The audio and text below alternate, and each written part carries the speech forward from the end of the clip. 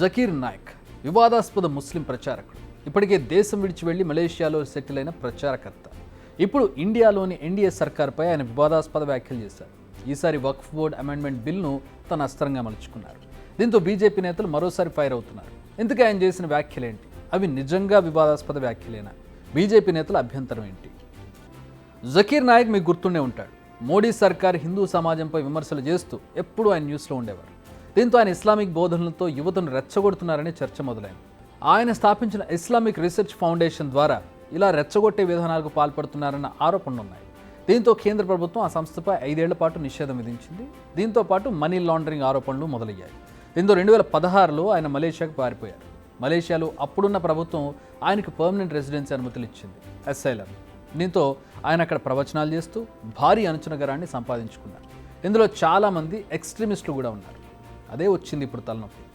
అయితే మలేషియా కంటే ముందు చాలా దేశాలను రిక్వెస్ట్ చేశారు. బట్ ఆయన ఉగ్రవాద సంస్థ అల్-ఖైదా ఒసామా బిన్ లాడెన్కు మద్దతు తెలపడంతో విజ్ఞప్తిని పక్కన పెట్టేశాయి ఆ దేశాలు.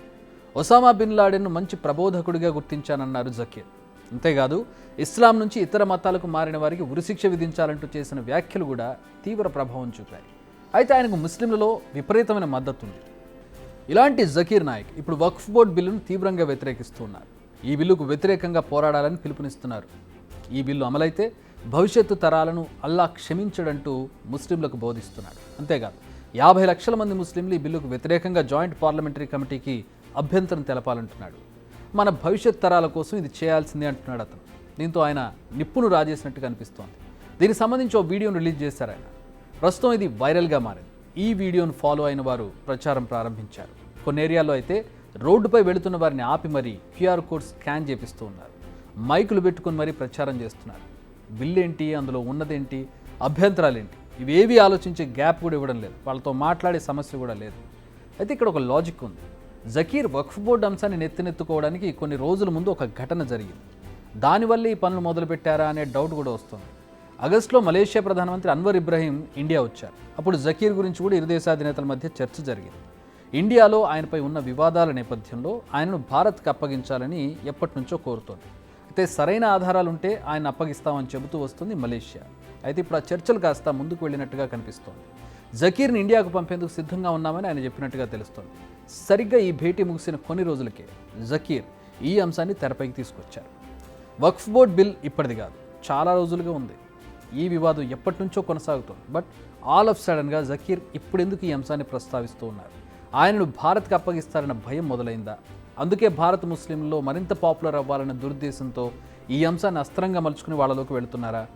పరిస్థితులు చూస్తుంటే అది నిజం అనిపిస్తోంది. నిజానికి ఆయన దేశంలో ఉన్నప్పుడే దేశానికి వ్యతిరేకంగా అడుగులు వేస్తున్నారు, ఆరోపణలు చేస్తున్నారు అనే ఒక కాంట్రవర్సీ ఉండేది. ఇప్పుడు మలేషియాలో ఉండి మరింత ధైర్యంగా ఇలాంటి వ్యాఖ్యలు చేస్తున్నారు. ఇంటర్నెట్లో వీడియోస్ రిలీజ్ చేస్తే ఉంది, ఎక్కడున్నా ఓకే. సో ఇండైరెక్ట్గా ఇండియా సర్కార్ను రెచ్చగొట్టే ప్రయత్నంలో కూడా ఇది కనిపిస్తోంది. అయితే జకీర్ విషయంలో ఇండియాకు అనేక అనుమానాలు ఉన్నాయి. జకీర్ మత ప్రచారం నిర్వహించే పీస్ టీవీ దుబాయ్ నుంచి పనిచేస్తుంది. ఈ టీవీపై భారత్తో పాటు యూకే, శ్రీలంక లాంటి దేశాల్లో కూడా ఆంక్షలున్నాయి. అయితే ఈ ఛానల్ పేరుపై గల్ఫ్ దేశాల నుంచి నిధుల సేకరణకు డొల్ల కంపెనీలను ఏర్పాటు చేశారు. ఈ నిధులను ముస్లింలను ఉగ్రవాదం వైపు నడిపించేందుకు వాడుతున్నారన్న ఆరోపణలున్నాయి. 2016లో ఢాకాలో జరిగిన ఉగ్రదాడిలో వీళ్ళు పాల్గొన్నారు. విచారణలో తాము జకీర్ ప్రసంగాలను విని ఈ దాడులు చేశామని చెప్పారు వాళ్ళు. అయితే ముస్లిం దేశాల్లో కూడా ఆయనపై కాస్త వ్యతిరేకత ఉంది. షియాలు, అహ్మదీలను ఆయన విమర్శిస్తున్నారన్న పేరుంది. సున్నీ ఇస్లాంను అనుసరించే సౌదీ అరేబియా జకీర్కు కింగ్ ఫైజల్ ఇంటర్నేషనల్ అవార్డు ఇచ్చింది.